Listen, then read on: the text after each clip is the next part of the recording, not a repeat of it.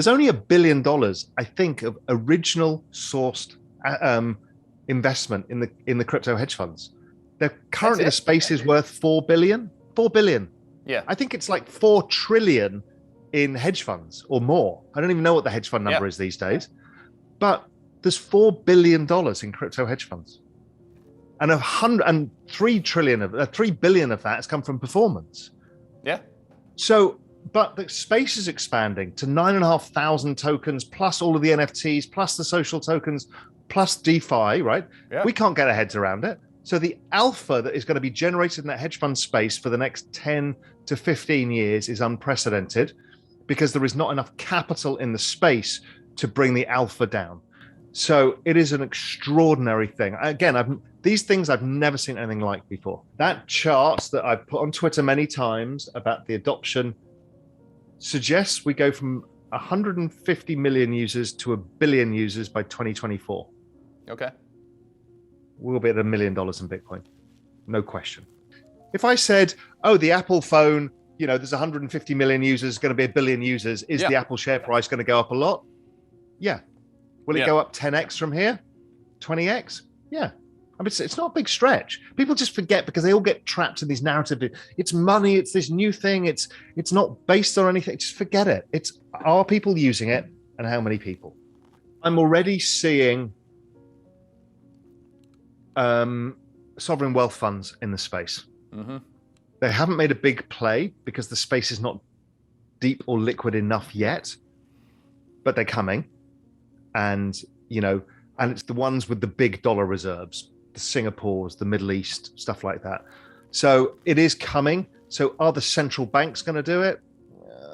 Who knows? Not yet, but it will come. I think first, the next big thing is we're going to hear the story of sovereign wealth funds putting it as a long-term asset on their balance sheet, whether it's Norway, Abu Dhabi, Saudi, Singapore, and that'll usher in the next wave. And that then makes it unlikely that the central banks won't start doing it. Which central banks?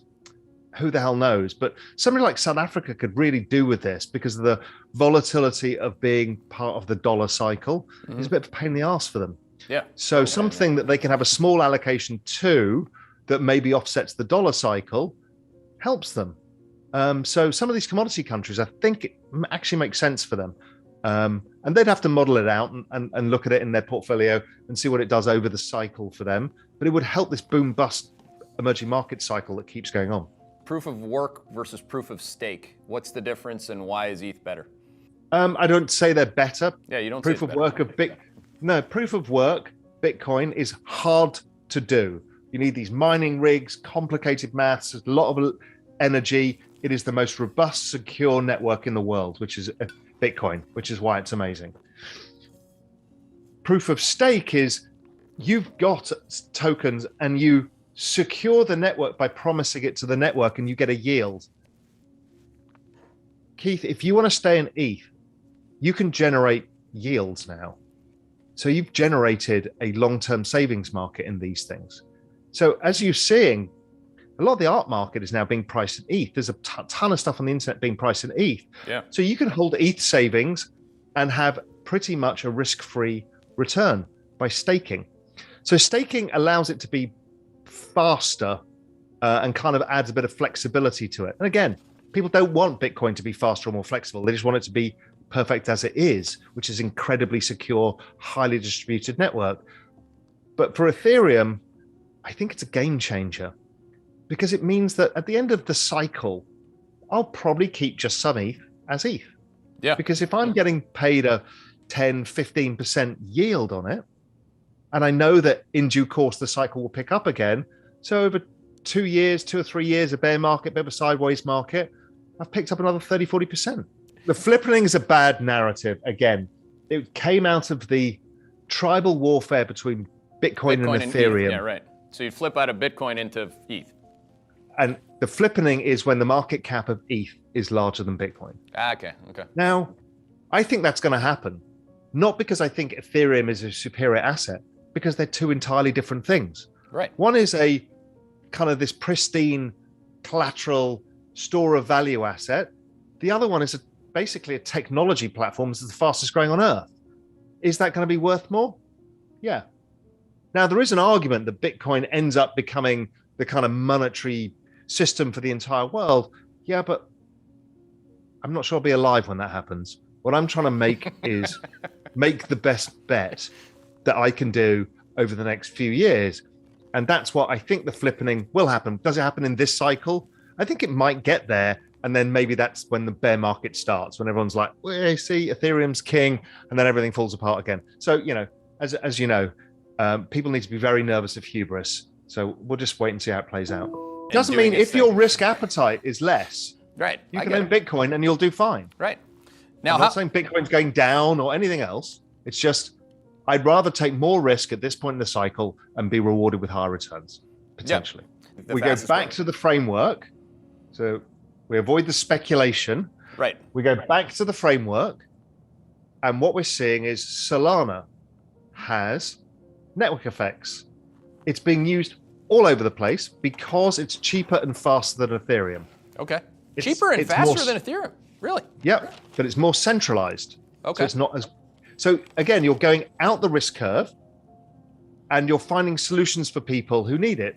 So Solana, brilliantly, you put it against the chart of Ethereum 2017, it's a perfect match. I mean, it's like everything is a fractal in this space.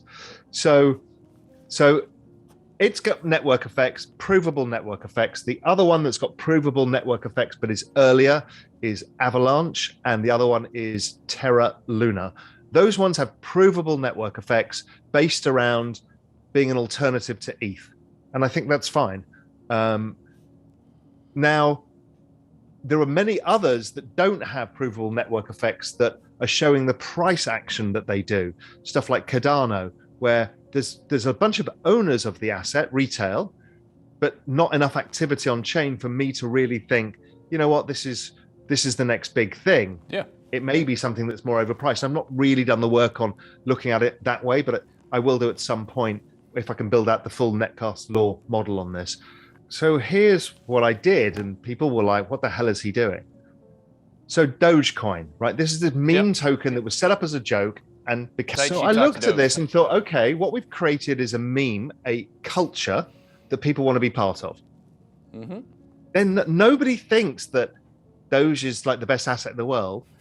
They know it's a joke and they want to be part of that culture. That's awesome. So I'm like, okay, this is powerful because this is what your son will understand. So I thought, okay, so that's one side of Metcalfe's law. There's a bunch of people using it, holding it. What happens if somebody finds a use case for it? Along comes Mark Cuban and says, we're going to accept it Dallas Maps games for merch. And then Elon starts saying, I'm really interested in this. It needs to be speeded up and cheapened a bit. But, if I can encourage the community to go back and redevelop and help move it forwards, I'm interested. I think he'll end up using it in his cars for streaming payments, as we go into smart cities or whatever format it is. So I actually took the punt to say, I think there might be use cases because I can see there's a strong community. Why would you not build a use case on Doge? Why would you not when millions and millions and millions of people own it? Of course you would. So, that's me going out further on the risk curve saying not all my Metcalfe's law attributes are met, but I see a probability that we could meet them. And if that's right, then the price could go even further. All we're doing is assessing the probabilities. We may have a future potential end state in our heads, but I'm sorry, you and I don't dictate markets. It's irrelevant what we think. We're just creating a mental map to be able to follow what we're thinking. That's okay. And you can do it in a model, you can do it in a mental map, it just depends how you operate. Right. But the change in probabilities, you talk about rates change all the time, is the entire game. Mm-hmm. Now, if you get it right, you're basically saying, I see a potential future. I think the probability is higher than the market is pricing, and you capture that. Mm-hmm. That's the entire game.